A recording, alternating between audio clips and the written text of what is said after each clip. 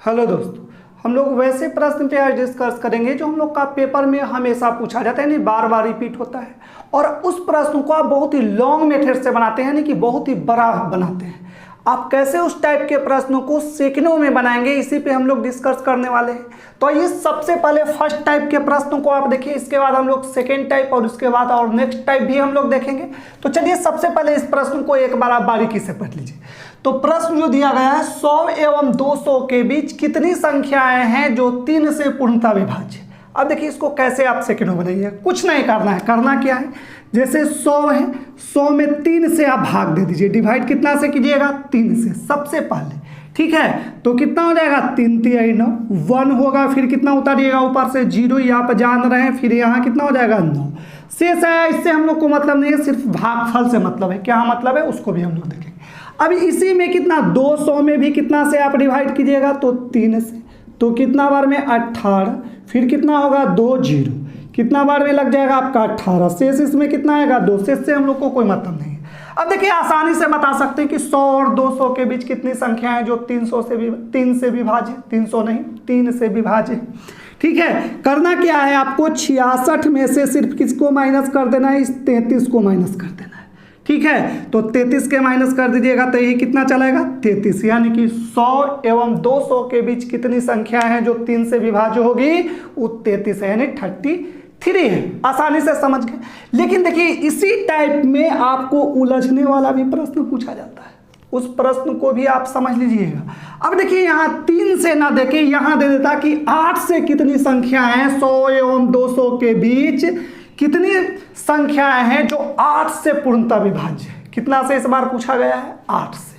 ठीक है, तो सेकेंड आपका क्वेश्चन, फर्स्ट नंबर क्वेश्चन था आपका। फिर उसके बाद हम सेकेंड नंबर 8 से आपको बता रहे हैं। इसको आप जरूर समझ लीजिए, तब फिर इससे और बड़ा वाला भी प्रश्न देखेंगे।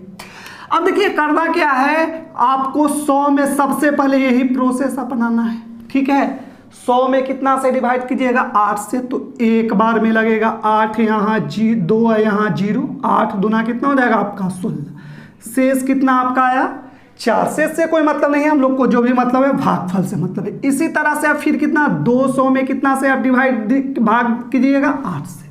तो 8 दूना कितना आ जाएगा आपका 16। ठीक है, यहाँ कितना आपका चलाएगा, 4 0। ठीक है, अब कितना हो जाएगा, 5 बार में कट जाएगा, 8 5 40। ठीक है, पूरा के पूरा यहाँ शेष नहीं बचा। लेकिन देखिए जब यही समझना है प्रश्न में, जब यहाँ पूरा के पूरा डिवाइड हो जाए, बड़ा वाला सिर्फ संख्या क्या है, आपको दोनों में 100 छोटा हो गया और बड़ा संख्या कितना है आपका 200। यदि बड़ा वाला संख्या पूरा के पूरा कट जाए, यानी कि पूरा के पूरा उसमें भाग लग जाए, तो जो भी भागफल होगा उसमें से एक कम कर लेंगे।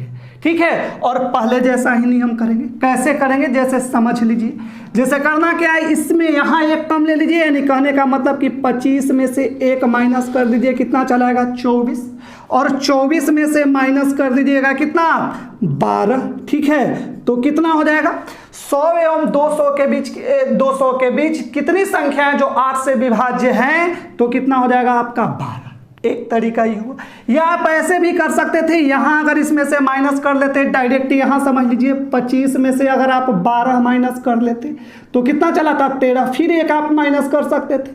आपको जैसे अच्छा लगे वैसे करना है। पेपर में करना क्या है, डायरेक्ट यहाँ पूरा के पूरा 12 वाला संख्या आपका विभाज्य हो गया, उसमें से एक माइनस कर लेंगे, यानी 25 में से एक माइनस किए, कितना है हम लोग का 24।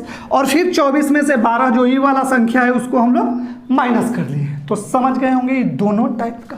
इस दोनों टाइप को चाहते हैं तो आप स्क्रीनशॉट ले लीजिए, ताकि आपको समझने भी आसानी हो। और हम लोग फिर आगे के प्रश्नों को देखेंगे इसी टाइप में, लेकिन पूछ देगा आगे। जैसे पूछ देगा 2 3 से कितना संख्या विभाज्य होगा, ज़्यादा संख्या दे दे, यहाँ तो सिर्फ एक संख्या दिया है, तो उस प्रश्न को भी आप जरूर देख के जाइएगा। तो चलिए हम लोग देखते हैं अब नेक्स्ट टाइप के प्रश्नों को।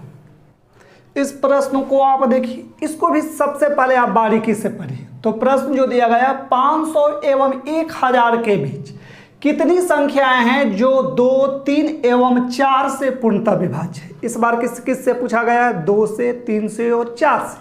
अब देखिए इस टाइप के प्रश्न में हम लोग कैसे सोल्व करेंगे, तो जो भी संख्या आपको दिया गया है, 2 है, 3 है और कितना है 4 है, इसको एलसीएम ले लीजिएगा। कितना कितना का, 2 का, 3 का और 4 का। तो एलसीएम जब लीजिएगा तो आपका कितना एलसीएम चलाएगा, तो आप बोलिएगा कितना आएगा, 12 आएगा ना।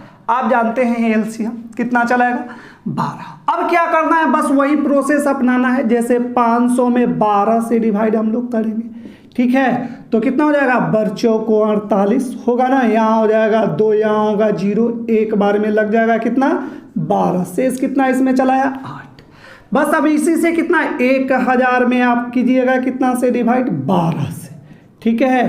तो 12 8 कितना हो जाएगा आपका, 96 होगा ना। यहाँ हो जाएगा 4, फिर ऊपर से 0, 12 दिया कितना हो गया आपका, 36, ठीक है। शेष कितना इसमें आया, 4। अब बस वही करना है, तो करना क्या है, 83 में से आपको माइनस कर देना है कितना, 41 को। तो 41 के जब माइनस कीजिएगा तो यहाँ हो जाएगा 2, कितना हो जाएगा, 4। यानी संख्या कितना चलाएगा आपका, 42। यानी कि 500 एवं 1000 के बीच कितनी संख्या है जो 2, 3 और 4 से विभाज्य है, वो संख्या आपका कितना चलाया, 42। मेरे ख्याल से आप समझ गए होंगे, कहीं भी डाउट नहीं हुआ होगा इसमें। अगर कहीं भी डाउट लगे तो कमेंट करके आप पूछा कीजिए। लेकिन और इससे जो थोड़ा सा लेवल टफ जो क्वेश्चन पूछा जाता है उसको भी हम लोग देखेंगे। तो चलिए भी और देखते हैं नेक्स्ट प्रश्न को। इस प्रश्न को देखिए, इसको भी सबसे पहले आप एक बार बारीकी से पढ़िए। तो प्रश्न जो दिया गया है, 200 एवं 600 के बीच कितनी संख्याएं हैं जो 4, 5 एवं 6 से पूर्णतः विभाज्य है। उसी तरीका से हम लोग के बनाना है, सोल्व करना है कैसे, तो 4, 5 और 6 का क्या करेंगे हम लोग, एलसीएम लेंगे।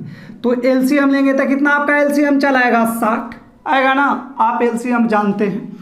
अब देखिए इसी तरीका से फिर 200 में हम लोग कितना से डिवाइड कीजिएगा, 60 से।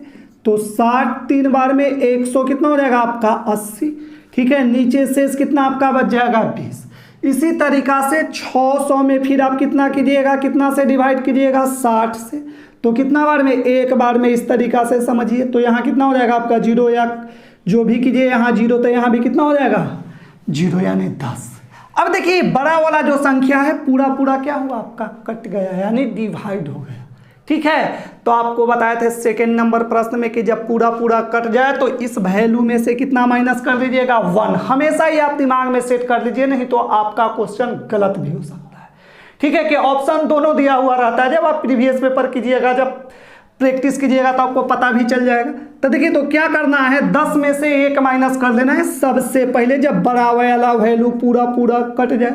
अब चलाया कितना, 9। अब कुछ नहीं करना है, 9 में से कितना माइनस कर दीजिएगा, तो 3। तो यही चलाएगा कितना, 6। यही आपका चलाएगा आंसर, ठीक है। ऐसा नहीं करना है कि 10 में से सीधे 3 माइनस कर दीजिए, 7। ऑप्शन में आपका 7 भी दिया हुआ रहेगा, तो वहां आपका गलत हो जाएगा। तो क्या करना है, दिमाग में क्या सेट करना है कि अगर बड़ा वाला वैल्यू पूरा पूरा कट जाए तो उसके भागफल में से 1 घटा करके छोटा वाला वैल्यू को, तब उसको जो भागफल आएगा उसमें से हम लोग माइनस करेंगे, बड़ा वाला वैल्यू में से। समझ गए होंगे मेरे ख्याल से। क्या बोले, देखिए यह आपका कट गया तो 1 घटा लिए, आपका आ गया 9, ठीक है। बार बार इसलिए बोल रहे हैं कि आपका दिमाग में सेट कर रहे हैं ना, तो यहीं पर ज़्यादा गलत होता है, ठीक है।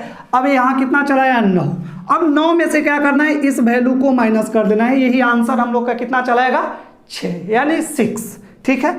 समझ गए होंगे। अगर डाउट लगे कहीं भी, अगर नहीं समझ में आए तो कमेंट करके आप पूछा कीजिए हमेशा। यही हम लोग का टाइप था। तो आज के लिए बस इतना ही, फिर हम लोग मिलते हैं कल नेक्स्ट वीडियो।